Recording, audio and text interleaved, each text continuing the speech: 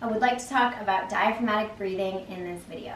In order to really understand diaphragmatic breath, you need to be able to understand the pelvic floor muscles. So this is a very rudimentary crash course into diaphragmatic breath and the pelvic floor muscles. Don't judge me on my drawings. So this is a pair of pants. Let's just pretend it's your body here. Here's your belly button. Here is the head of your femurs. So your pubic bone is down around this area, and you want to think about the pelvic floor muscles as a diamond. So this is going to be your sitting bones here. Sitting bones. You can think of this as your tailbone and this as your pubic bone. So you know where your tailbone is, here's your pubic bone, here's your sits bone. So you think about these muscles in between this diamond that sits at the base of your trunk. So we're talking about these muscles right in there. People have asked me before, do men have pelvic floor muscles? Yes, everybody has pelvic floor muscles. They're the muscles that sit at the base of your trunk. So why do we need to know about them when we talk about diaphragmatic breath? Let's come over here and I'll tell you. So when you are diaphragmatically breathing, you need to be able to connect to your pelvic floor muscles. So I'm going to talk you through that right now. If you come to lie down on your back with your legs bent and your feet about hip distance or so, you can bring your hands to your stomach and you can think about the diamond of your pelvic floor muscles. Now, just like a hammock, you want to think about the pelvic floor muscles expanding as you breathe in. And as you breathe out, they gently kind of come together and lift ever so slightly. So you breathe in, the pelvic floor muscles gently widen and descend a little bit. If it's an elevator, it's descending like half an inch. It's just the tiniest bit. So it's a gentle widening sensation and descension. So breathe in and feel that. Breathe out and begin to visualize the diamond shape beginning to come back towards one another, towards the center in a very gentle lift up. Remember, if it's an elevator, it's just a little bit. You're not like trying to like bring anything way up here. It's nothing like that at all. So really lie down. Let's do a couple breaths just like that and be really mindful of the pelvic floor muscles. So you'll breathe in. Feel the pelvic floor muscles expand and descend. Breathe out. Feel the pelvic floor muscles come together and gently lift. Breathe in. Feel the pelvic floor muscles descend and gently widen.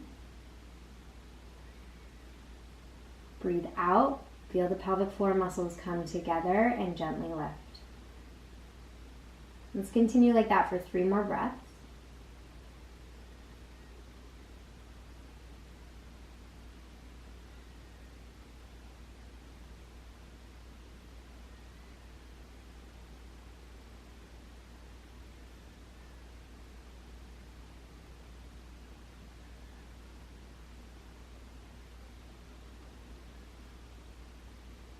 So if you're having trouble connecting to your pelvic floor muscles, there are a couple things you can do.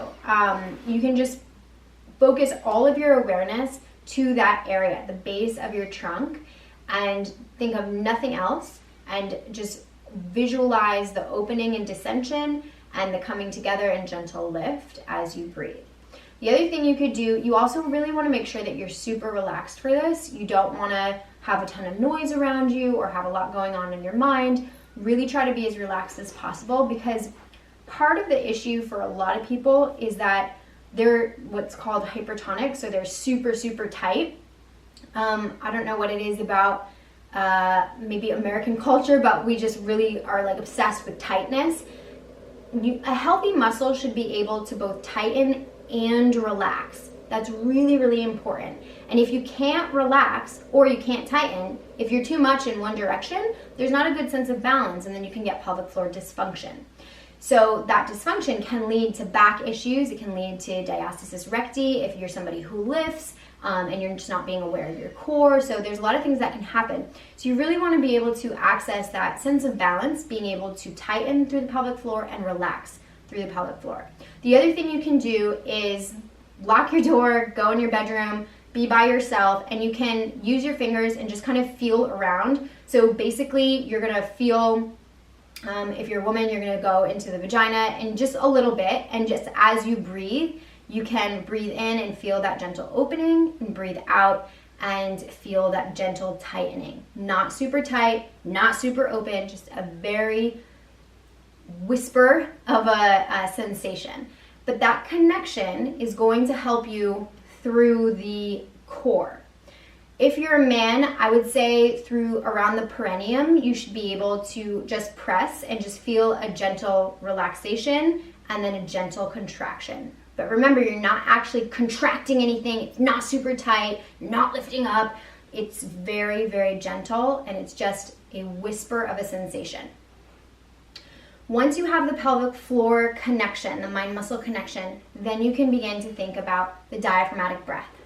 So the diaphragm is this muscle that sits right about here. As you breathe, it descends to let air in. As you breathe out, it lifts to release that air. So what you're going to think of is that descension and that lift as you breathe. Also, you're going to be thinking about the relaxation and the coming together and lifting of the pelvic floor. The best way to do this is on your back, lying down in that same position. So we'll come back into that same position. You can have your hands to your stomach, and you want to breathe in through your nose and breathe out through your nose. And continue to breathe in this way. So you're feeling a full 360-degree breath.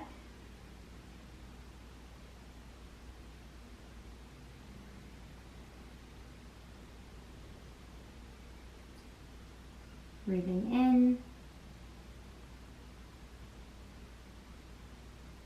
Breathing out. So it's pretty easy to feel your belly rise, but see if you can also feel your low back expand as well. So you'll breathe in and breathe out. You want to think about feeling it in your belly. A lot of times people will only feel it in the chest because they're conditioned to kind of be shallow breathers, meaning that you only take maybe half the capacity of air in, and it's only into the upper register here. We want to be down here. So hands to belly. Let's do that one more time. Big breath in and out.